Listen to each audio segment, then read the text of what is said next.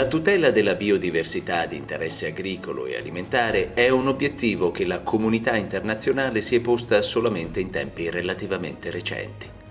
Infatti, il termine biodiversità è entrato nell'uso corrente dopo il 1992, ossia con la Conferenza delle Nazioni Unite di Rio de Janeiro, dove si approvò la Convenzione sulla diversità biologica o biodiversità, il primo documento internazionale sul tema. Nel 2015, con la legge numero 194, Disposizioni per la tutela e la valutazione della biodiversità, all'articolo 14 l'Italia istituisce la Giornata della biodiversità di interesse agricolo e alimentare per ricordare e divulgare i valori della agrobiodiversità.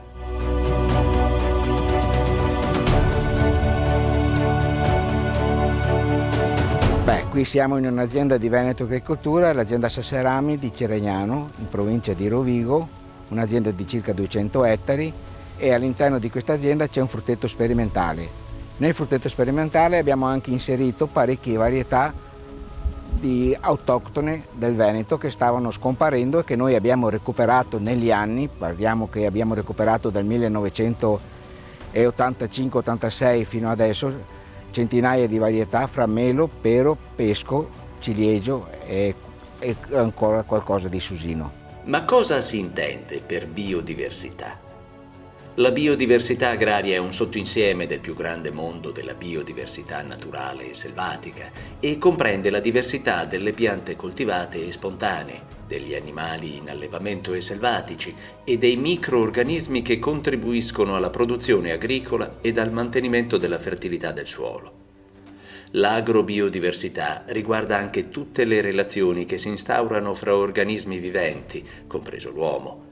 Infatti, i sistemi agricoli integrati forniscono servizi ecosistemici di interesse globale, come l'accumulo di carbonio e il risparmio idrico, e maggiore resilienza nei confronti di organismi dannosi. Perdere la biodiversità agraria significa avere sistemi agrari più semplificati, i quali, pur se più produttivi, sono anche meno suscettibili ad adattarsi alle perturbazioni esterne, come fluttuazioni di mercato o la pullulazione di nuovi parassiti o i cambiamenti climatici. Pertanto, la grande agrobiodiversità è da considerarsi un valore aggiunto della nostra agricoltura, soprattutto in un contesto che porti a preservare la variabilità delle specie viventi, come sappiamo, a rischio di erosione genetica o addirittura di estinzione. Siamo all'Istituto Agrario di Feltre, presso l'azienda agraria, è un'azienda di circa 12 ettari, è un centro di conservazione della biodiversità. Abbiamo in coltivazione biologica la conservazione di diverse specie animali e vegetali con dei progetti con la Regione Veneto Agricoltura. Coltiviamo dai cereali, dal mais all'orzo al farro, a specie arboree come melo e vite, a allevamenti avicoli con specie di anatre e polli e pecora di lamone. Per quanto riguarda le anatre abbiamo due razze, la germanata veneta e la mignon, quella piccola bianca. Per i fruttiferi abbiamo diverse varietà di melo, delle antiche varietà locali e diverse varietà di pero. Per quanto riguarda le varietà di melo abbiamo diverse ecotipi raccolti nel territorio, dal Pon Prussian al Pon della Rosetta, al ferro rosso, al ferro cesio, sono diverse conservate in più piante.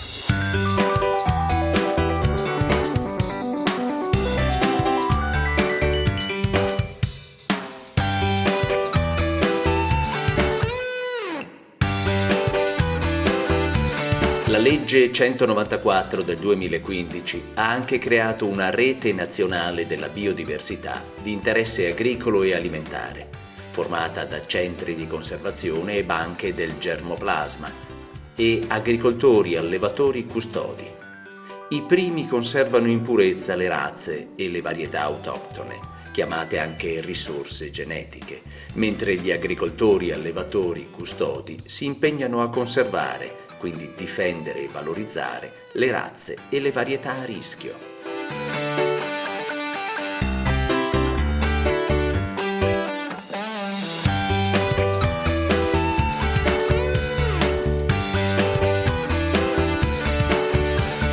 L'Istituto Parolini si occupa della conservazione e della caratterizzazione di alcune vecchie varietà venete di fruttiferi, melo, pero, ciliegio e di cereali antichi e anche di orticole.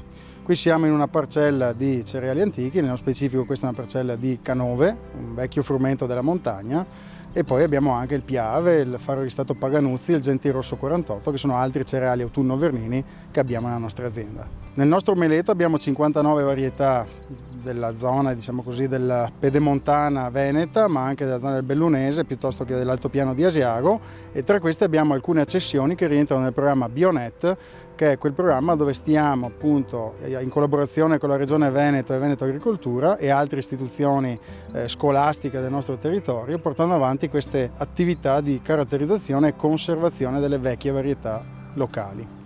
Il nostro istituto da anni coltiva l'asparago bianco di Bassano, che è una coltura tipica del nostro territorio che interessa i comuni limitrofi alla zona, appunto, al comune di Bassano. E poi c'è la ciliegia, la marostegana e altre varietà tipiche della zona di Marostica, che è una zona vocata da molto tempo a questa coltura.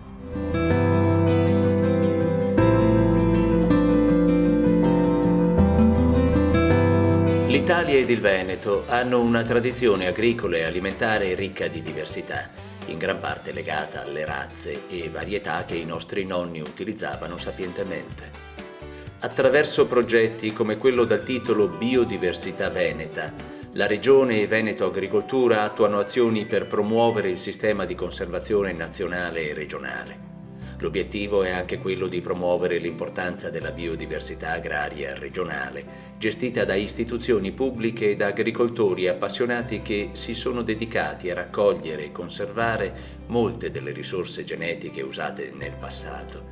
Qui è fondamentale il ruolo dei sistemi agrari tradizionali, un ambiente ideale che, se adeguatamente valorizzato, può contribuire decisamente alla differenziazione delle nostre produzioni agricole e alimentari, foriero di una corretta gestione del territorio e dei suoi ecosistemi. Qui è l'azienda Sasserami, Veneto Agricoltura, e stiamo vedendo il centro di conservazione per la biodiversità avicola. Qui troviamo 5 specie di animali, quindi abbiamo il pollo, il tacchino, la faraona, l'anatra e l'oca.